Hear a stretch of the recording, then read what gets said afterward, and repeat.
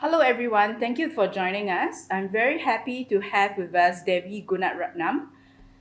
And Devi, I'll give you an introduction to Devi. Devi began her life in Singapore, attending the Raffles Girls School. Outside the classroom, she studied Indian classical dance under the late Mr. and Mrs. Bhaskar, cultural icons whose 70 years of artistic contributions are being celebrated in Singapore. She she was the first person in Southeast Asia to perform the Arangetram in Bharatha Natyam.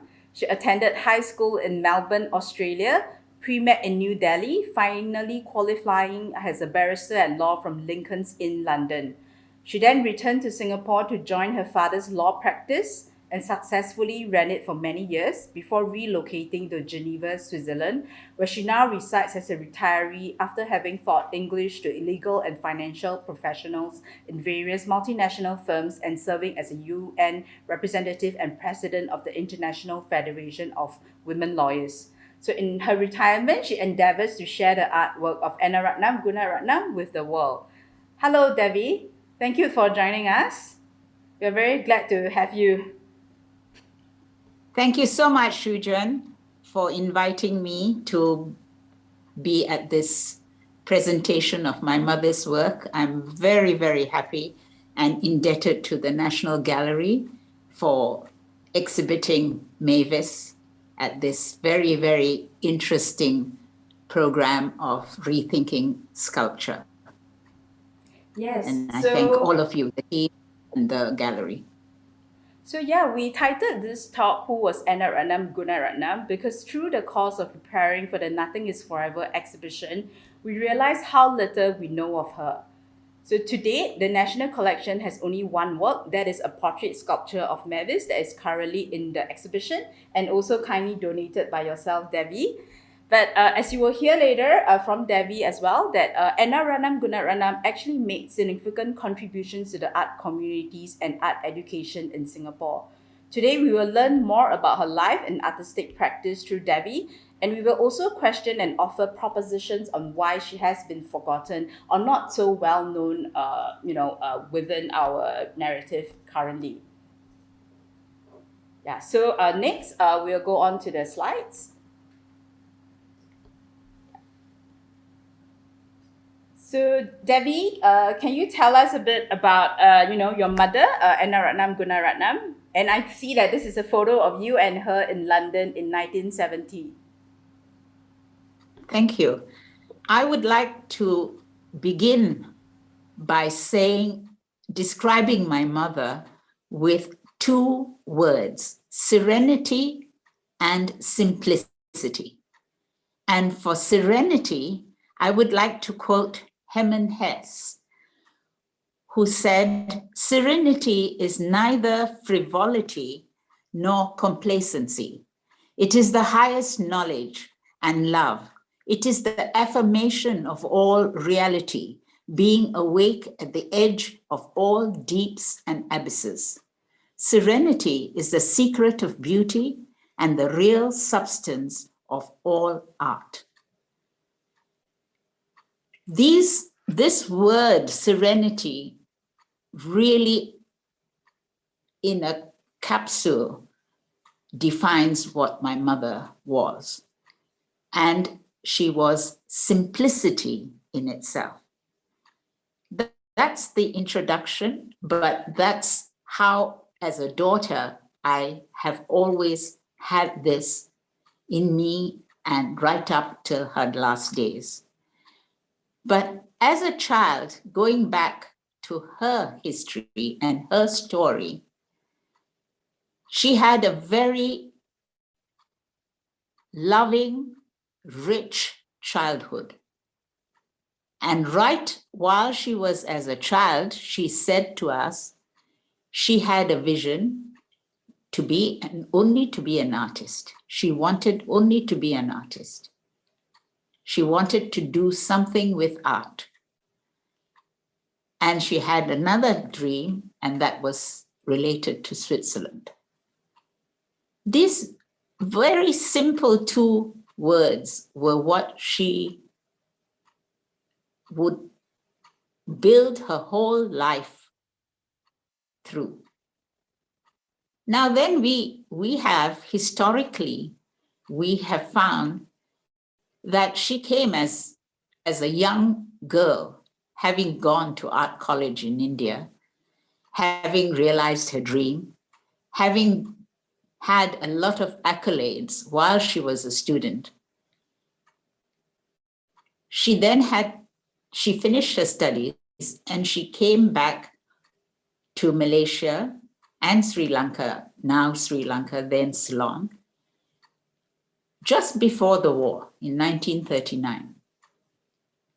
As we know from history, 1941 to 45, the British lost to the Japanese, and the Japanese occupied both Malaysia and Singapore.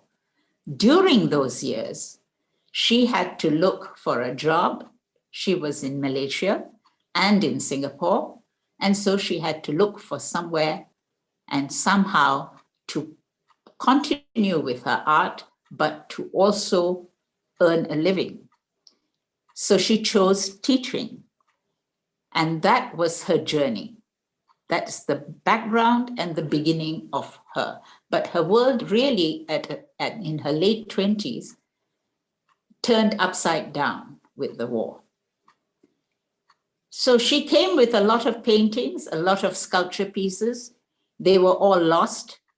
They were stolen, they were broken, they were, it was terrible for her to start many times over in those years.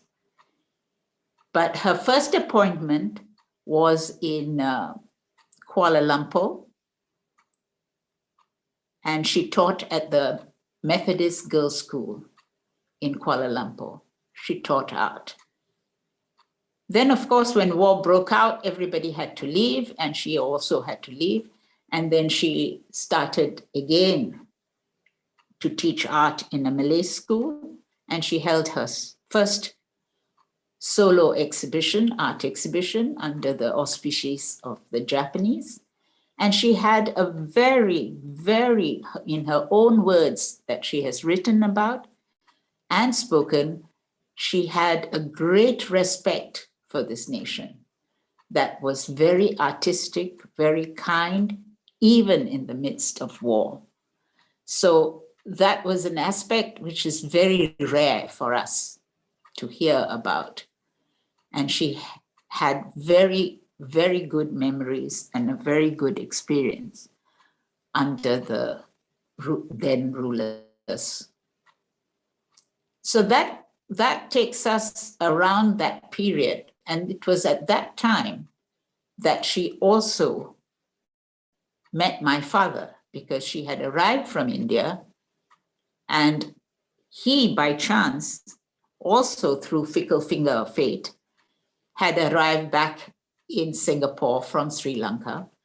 So here were two young people who did not know each other before, but got to know each other by her work of art that had been exhibited and published in a magazine called The Modern Review, which he, unknown to her and to him, he didn't know she was the person, he was subscribing to. So when she did meet him through her brother, who was his friend, bachelor friend in Singapore, they struck up a very good friendship, which culminated in their marriage. And they, although separated, he in Singapore and she in Malaysia, she continued her artwork with his encouragement, her loving husband's encouragement. He tried to get her the plaster of Paris, and that's the first picture that Shujuan showed us in the slides of her casting one of her sculpture pieces, modeled in clay and cast in plaster of Paris. So the plaster of Paris it was in powder form, and my father would send it to her from Singapore to Malaysia. And this went on these years. And I don't want to go into too many stories within stories. Perhaps we could stop there for you to Then you had already introduced her as an educator. So that's how she came to Singapore and started teaching art at Raffles Girls School. And there she started the art department in Raffles Girls School.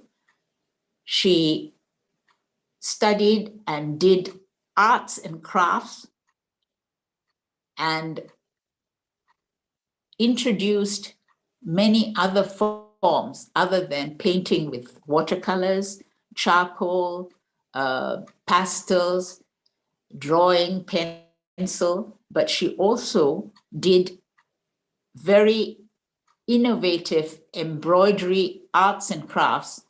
And I think she was the first educator, first art teacher who presented her students for the O-levels and presented fine arts in arts and crafts.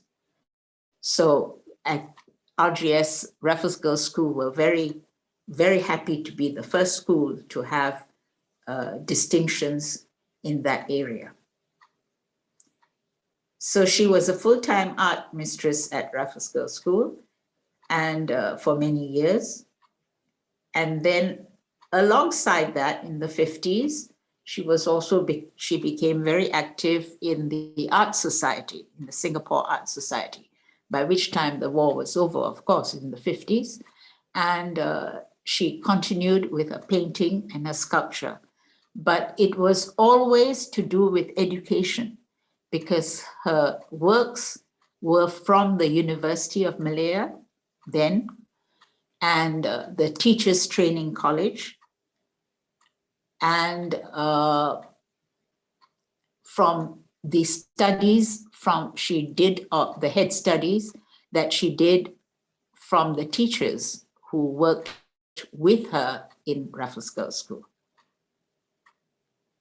And that is who Mavis is. Mavis taught with my mother in Raffles Girls School. And my mother, being a full-time art teacher, would observe with great care and pick her, what should I say, models for her study. And they were always very, very, very well chosen, I think, because Mavis was quite exceptional in both bone structure and style of expression. I'm not qualified as an artist. I didn't do art as such, so I only speak as a daughter, as someone who lived with her works of art. It was during this time, of course, that stalwarts of art, Su Peng, Liu Kang, and Georgette Chen, who was a frequent visitor to see my mother, and even Eng Teng, who came to see her, because she was the pioneer. She knew where to find the clay and what to do. So they were very interested in her work. And of course, Su Peng and Liu Kang and Georgette Chen, they were all stalwarts in their own right. And they were always, they were a very cohesive group. They were very, I remember as a child, Georgette Chen coming, and she wanted to do portraits of me because of eyes. And it was, you grew up, when you grow up with people like that, you just take them for granted, you know. I mean, I used to just run away. I said, oh, she's come, I don't want to sit for her. But she was a very close friend of my mom. And they were very gentle as a group. And that is what I remember when we went to art galleries. Historically, I'd like to say at that time, there weren't art galleries as such in Singapore. People didn't go to art galleries. We were not exposed to art galleries. So it was quite an effort on the part of the British Council, on the part of the Art Society, to organize these exhibitions and have it. And I don't remember many locals attending it. It was the expatriate community that would go to these exhibitions. I think I'll pause there. Maybe you want to show some more slides. Yeah, thank you so much, Devi. I think maybe I can share from what I know about Annaratnam Gunaratnam and what we have, or at least I have managed to find. So, as I was mentioning, while we were doing research for this exhibition, we found out how little we know of her. And what I'm going to share with you, with everyone right now, will really be really our materials from an oral history interview that she did with the National Archives of Singapore. So what I'll be doing is just maybe fill in some of the information that Devi, that you may have spoken about previously. So just give me a bit of moment. I'll just toggle it back to the beginning slides. Yeah, so Debbie, so I guess our first encounter, or at least, during the oral history interview, the interviewee actually asked Annaratnam Gunaratnam how her first inspiration for being an artist came about. And she kindly shared this memory of playing Pictionary with her family, and also that she was really encouraged by her father as well, which is your grandfather too. Yeah, and I think her family, and of course her mother, really supported her in her endeavor to be an artist. And she went on to study at the Government School of Arts and Crafts in Madras. So here, on the slides, you can see the diploma that she managed to achieve. I think her talent was really, very recognized very early on, in the sense that, she was speaking about how you have to finish school in 5 years, but she was exempted, so she finished it in only a year. And for her as well, it was also very rare during that point in time for her as a woman to be an artist or to be studying at this school. In her recollections, there was only half a dozen women right there. Did your mom share anything about her time in Madras with you? Yes, she was she lived in the YWCA while she was studying, and she made very good friends. One of her classmates was became the curator of the National Gallery in New Delhi, and of course, because of the war, when she left, they were separated. They all lost touch with each other, you see. But she shared very vivid memories of when they were students. When they were students, they all had aspirations of becoming sculptors or painters, or their various, accents on their various forms of art. And I think she chose watercolors as her medium for painting, and she wanted to develop sculpture, her sculpture pieces. But she concentrated very much on portrait sculpture. And this was what she said evolved while she was there as a student. A lot of it, of her time, she said. And when she did meet up with this classmate of hers, after like some, how many years was that? The war finished in 45, and she met him in 65. It's like 25 years, no, 30 years. She walks into his office and he recognizes her as his classmate, 30 years without any contact. And the first thing he said, you still sit by the window looking out for inspiration. And that was one of her traits, I think. She said she spent hours in the classroom or the art college, just sitting by the window, waiting for nature's, which is why I said I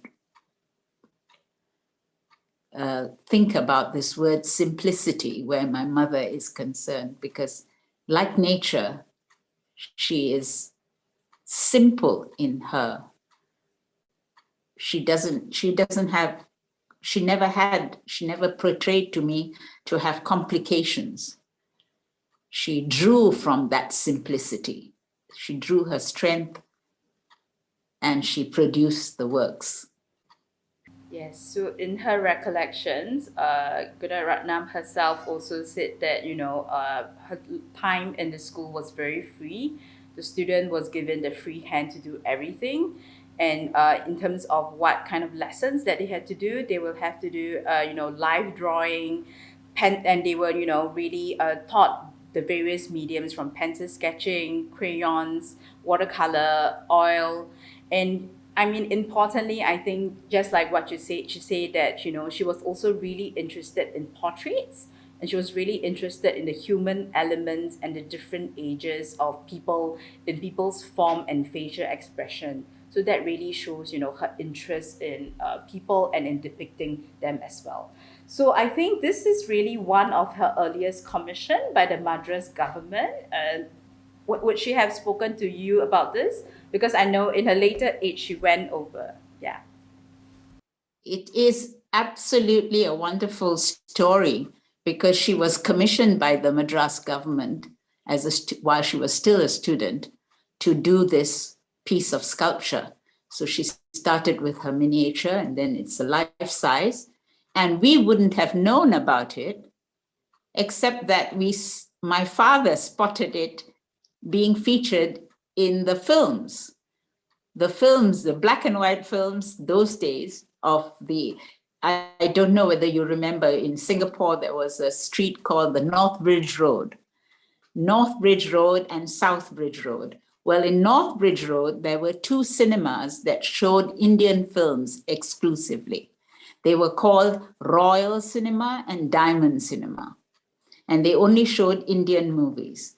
And this is long before Bollywood came into being. They were black and white Tamil movies and with famous film stars.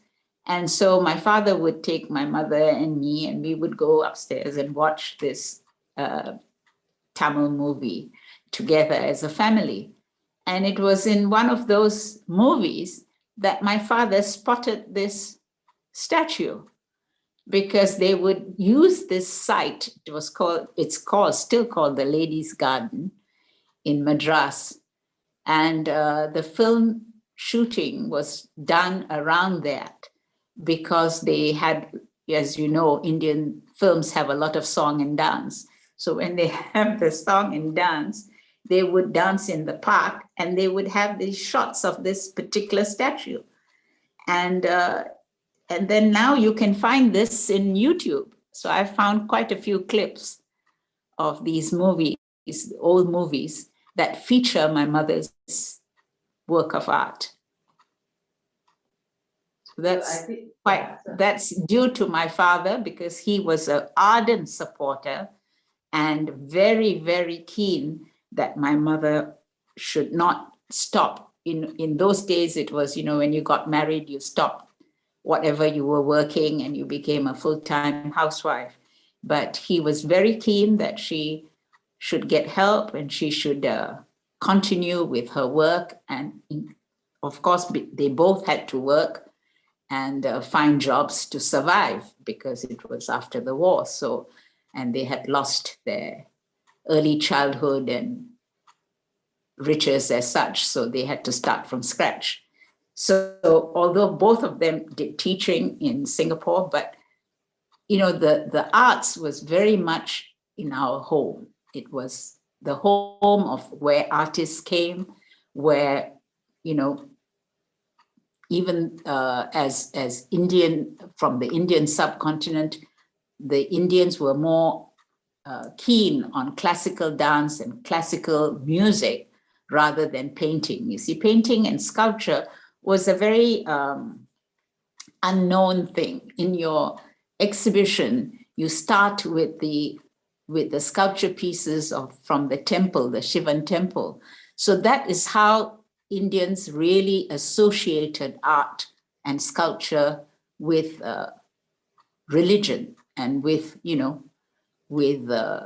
artifacts or men sculptors, but not for art for art's sake. That was not something that they only learned, my mother and her colleagues learned when they were in school, in the college. And then they propagated this. They were the pioneers of this art.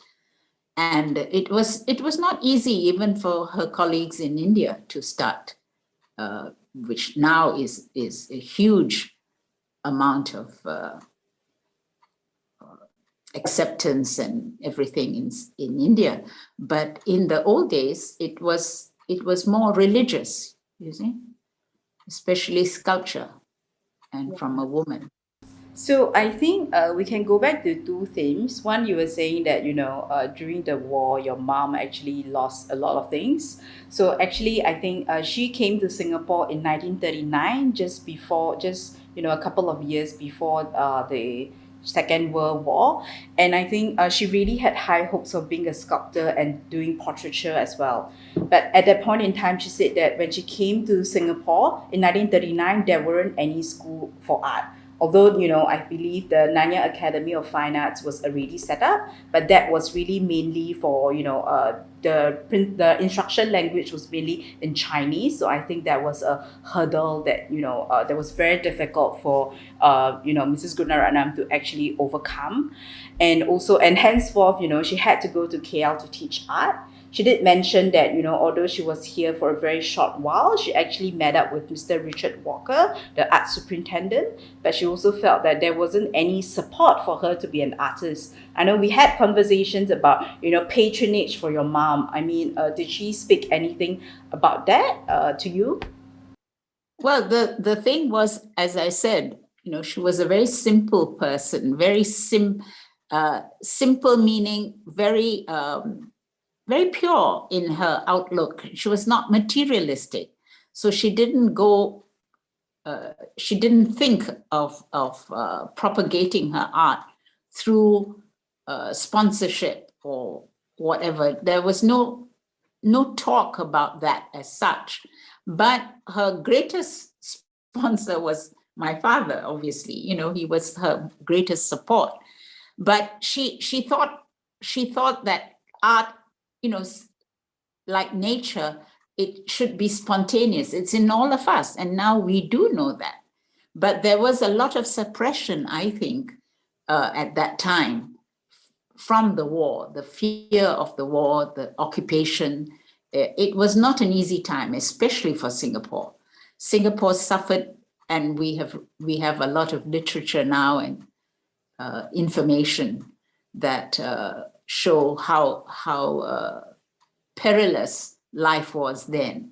So she did not, and she was an educator, so she was thinking in terms of teaching her students and propagating her art through the work of her students. So she taught many disciplines, not only painting, and sculpture was difficult to teach, I think, as such, but she taught screen painting, she taught all different types of modeling. She did many materials. She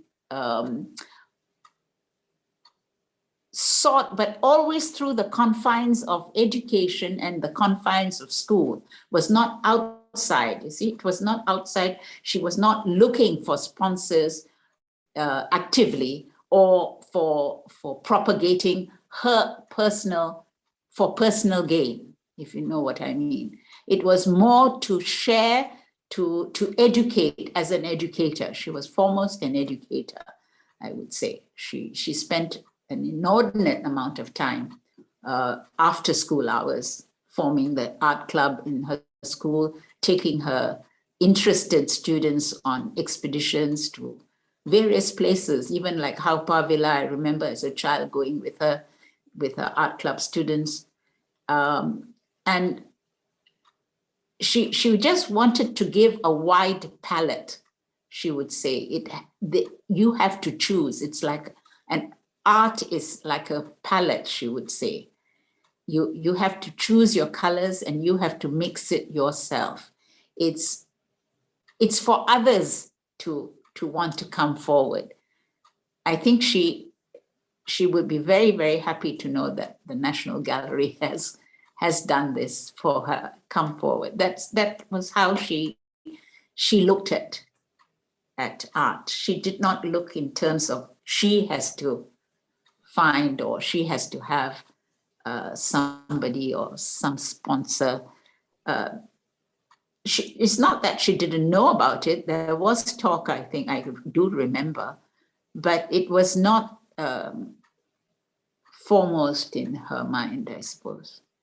She was more about giving rather than receiving.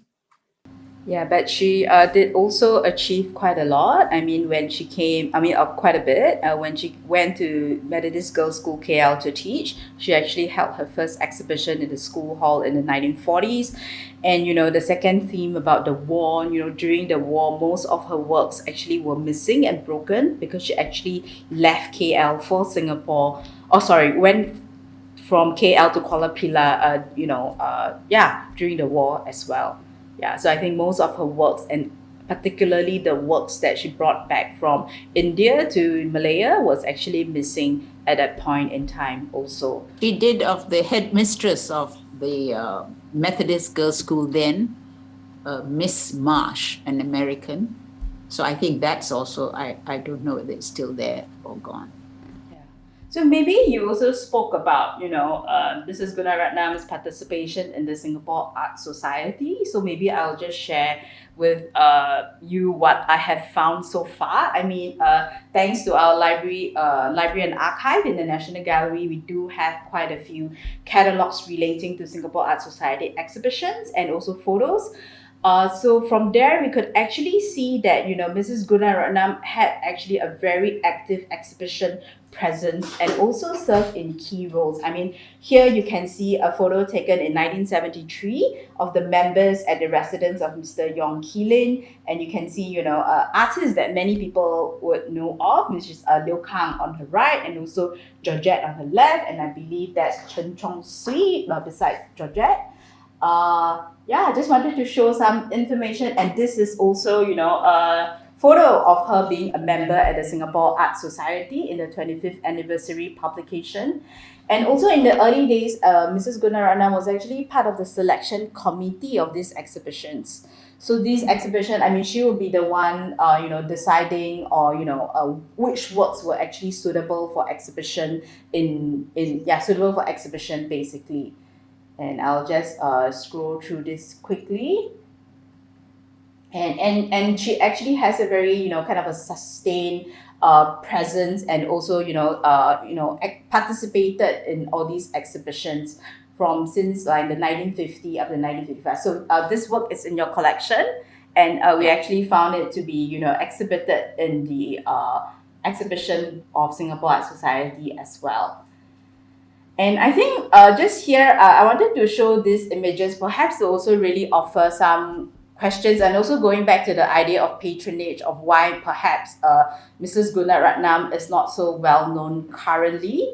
So I think I would just like to, refer to these images. So these images, Chen Chong Sui's A Home on the Beach, and also Liu Kang Java Street on the right, are really works that were published in the first Singapore Art Society exhibition.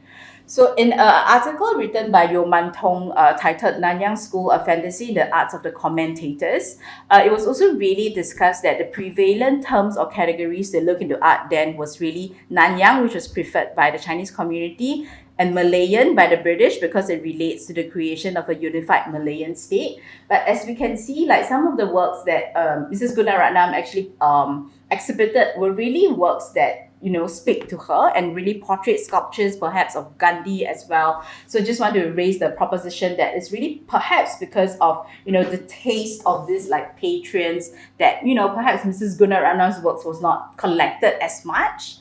And also I think sculpture was really very difficult perhaps for people to store as well, and it wasn't perhaps up to the prevailing taste then too. And I believe a lot of Mrs. Gunaratnam's work, apart from are really mainly commissions that she did to, for instance, I would show, so this is the work that she also exhibited, portrait sculpture of Gandhi too. And so this is really just, just a letter that Gunaratnam wrote to Georgette, just to say that and highlight signpost that she was also, part of this very active committee, organizing exhibitions and being really very much involved in, Singapore's communities. And you spoke about Mavis as well. Can you speak about why she chose Mavis as a sitter? So this was not a commission piece, but it was really done because she really would like to do a sculpture of Mavis. Could you Yes, maybe speak because about that? she would study. I mean, this was her her her way of expressing her art. The artist in her would look at faces and bring out, and she had definitely a knack to bring out the inner soul, so to speak, of the person. And I remember this teacher. She didn't teach me, but she left quite early on. And but I remember her as a very gentle soul, as a very gentle person, and that gentleness has been brought out in this piece. Yet she had very strong bone structure and high cheekbones. These were aspects my mother would, when she was doing her head study, would say were very appealing for a sculptor, to bring out. And but the expression of this lady, I can remember the real person. She really was. She had beauty within that has been portrayed as coming out in the piece. Yeah, so I also And particularly also the fact that she was Eurasian. Sorry. And no, this was why it was my mother's wish that Mavis is very characteristic, would have been a important piece for Singapore, because Singapore being where it is, a mix of East and West, as we used to call it before, North and South, because in the old days, we talked about the East and we talked about the West. So the mixture, the Eurasian, the mixture of East and West, it was very poignant that Singapore, being in the location that it is, has this piece to represent what Singapore is about. And I think that was because my mother loved being Singaporean. She died a Singaporean. She was always happy to go back to Singapore. She would be happy to come to Switzerland, of course, but she would be always very happy. As soon as the plane touched in Singapore, she would say, "It's home." So, and that came out in this piece, I think, and in some of the other smaller head studies that she has done of other women. And this is this is called a study. It's called Illusions. So she named it Maya. yeah, And you were speaking about how she was like modeling her neck near the because mirror. she didn't have a model. There was nobody to sit for her. So she had to do it. It was more imagination. And of course, to get the proportion, she would look at herself in the mirror to find the dimensions and stuff. But it's not of her at all. It's fully imaginative. But this was done when she was just before her marriage. She got it cast and everything just after the marriage. I think it was exhibited in her one-man show. Yeah, so what really stood out for me for Mrs. And Gunaratnam, yeah. this one is another teacher. She was a British lady, an English lady. And I remember her very well because we attended her wedding. It was held in Singapore, a very British wedding, a very English wedding in the church and reception with salmon sandwiches. And as a child, I remember this most vividly. And she was very joyous as a person. And that too has come out in this study, that sort of gaiety that this lady had within herself. My mother was able to bring it out as an artist. So I feel very privileged to have known some of these Yes. So studies in person, to have a comparison as to how the real person was and how my mother captured it. And of course, when I'm talking about sculpture, I would like to mention the sculpture, which we don't have on the slideshow, I think, that my mother did after my father died, because she'd done a piece for the Swan Sports Club in Singapore, where my father had worked tirelessly as a secretary, and then afterwards he became a president of the club. But before, as a secretary, and the chairman of the board was the Ceylon ambassador.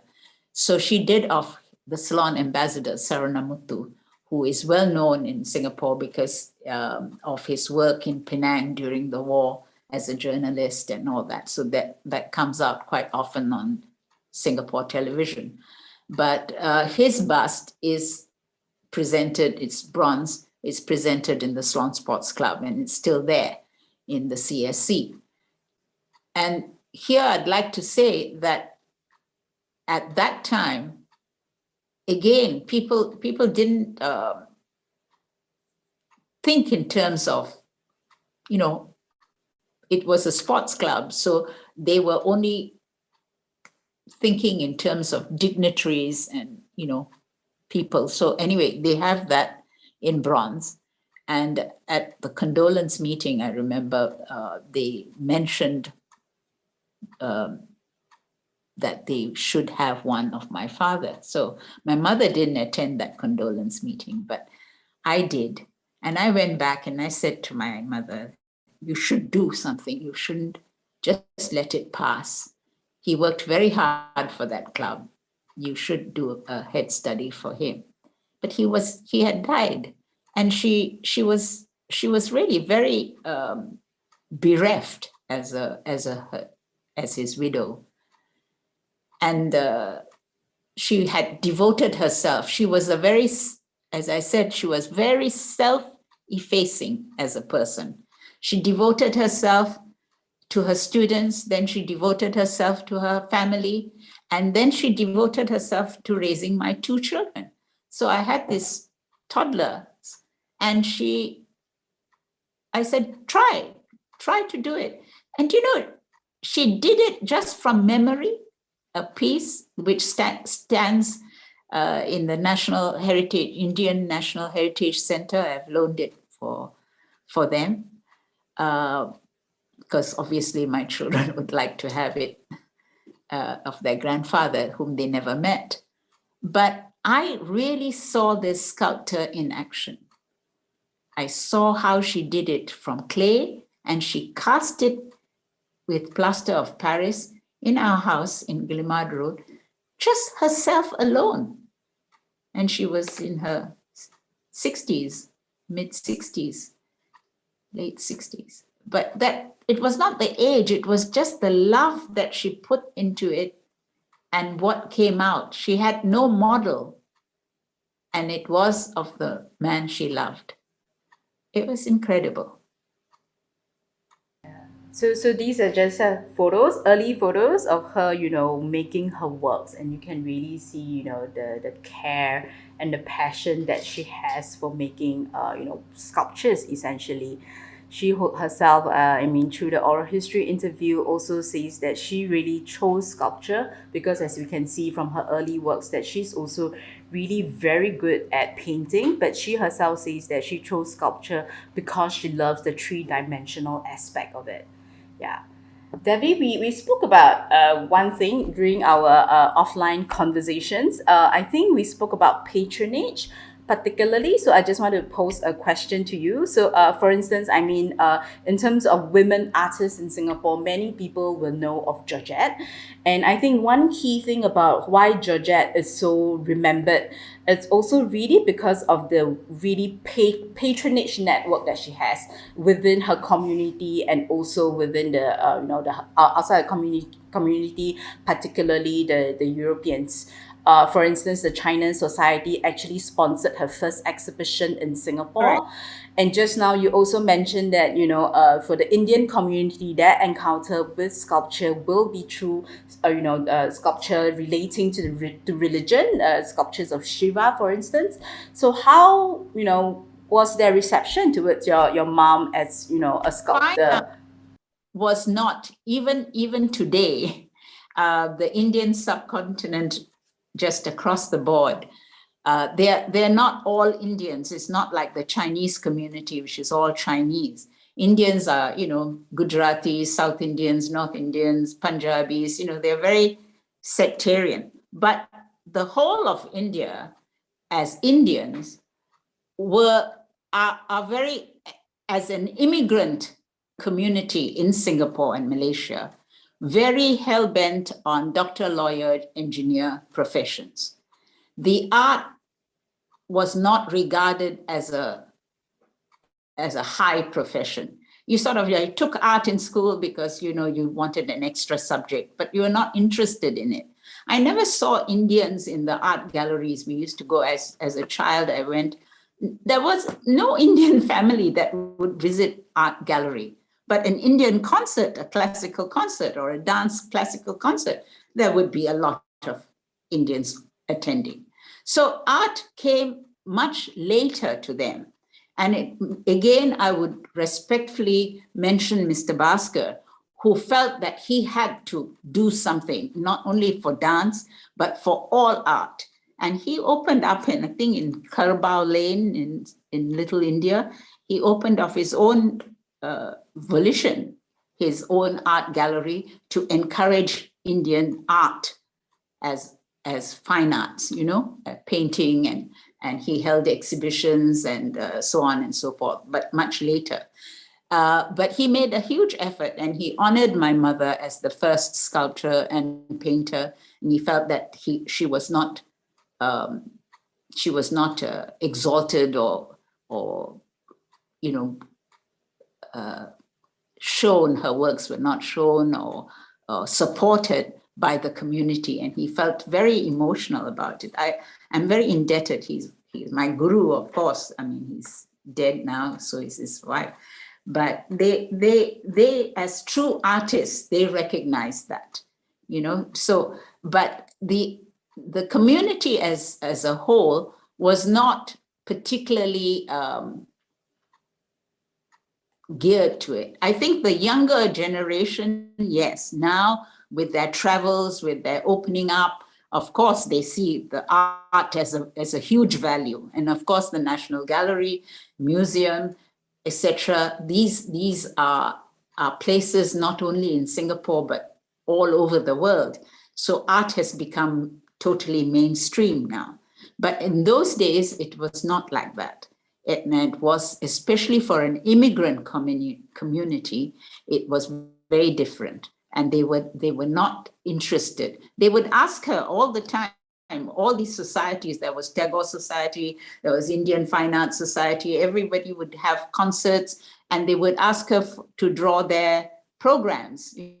She would design their programs. It was like free. It's all done for free. It's just, but that I used to feel quite upset that there wasn't that respect. It's like, just draw us a program, draw us a front page. But there wasn't a respect that this was somebody who was really, who should be honored for her work, not just, not by monetary means, but honored, you see. And it took a long time for this community to become aware. I mean, they are totally aware now. It's all over the place. I mean, but she was so self-effacing that she didn't put herself forward. I remember even in the early days, Georgette Chen would sit and talk for hours with my mom and say, you've got to do it. You got to go out there. But my mother was a full-time teacher, so her first duty was to her students, and she took her job very seriously in that respect. And I don't know whether there is time just to finish off that one time I did ask her, what is your favorite sort of medium or favorite thing that you would really like to do? And she said, portrait sculpture. She really was into it. And I must say, not only did I see what she did with my father's head study, but what she did with Alfred Tissier's here in Switzerland when she was in her mid-80s. I mean, and she cast it herself. I mean, by which time, as you know, all art sculptors suffer from arthritis because using, like pianists, they use their hands so much that, and she suffered greatly from her arthritis, but she never complained, and she managed to do this and cast it in plaster of Paris. It was incredible, that piece. Thank That you. was her last in her 80s. Thank you so much So it for was to end it, I would like to say that when she died, it was in Martigny, where this last person, Alfred Tissier's, comes from Martigny. Martigny is a place in Switzerland, and it has a very famous art gallery. And they had a showing of Rodin, retrospective Rodin, just a few months after she passed. And I always thought she took her inspiration from Rodin in her sculpture. So I would like to end with, that was why she also had a dream to be in Switzerland. And so she did. She did come and spend some time in Switzerland, which was a childhood dream of hers too. Yeah. Thank you so much for sharing about Annaratnam Gunaratnam with us, Devi. We're just very happy to have you with us, sharing insights on her. And it's a really rare opportunity. And thank you very much. Thank you so much, Shujuan, and all your team, Gillian and so on, for hosting this. And thank you once again.